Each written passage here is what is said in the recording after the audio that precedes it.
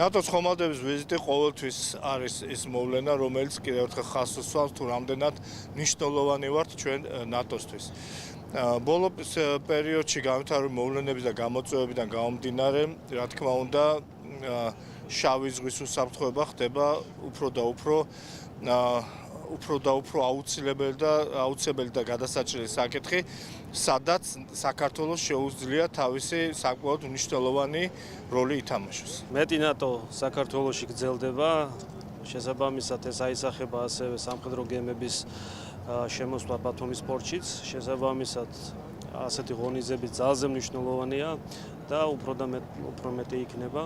გაგრძელდება ასეთი ღონისძიებები და გაიზრდება მათი რიცხვი, გემების რიცხვი, ნატოს გემების რიცხვი ჩვენ პორტებში.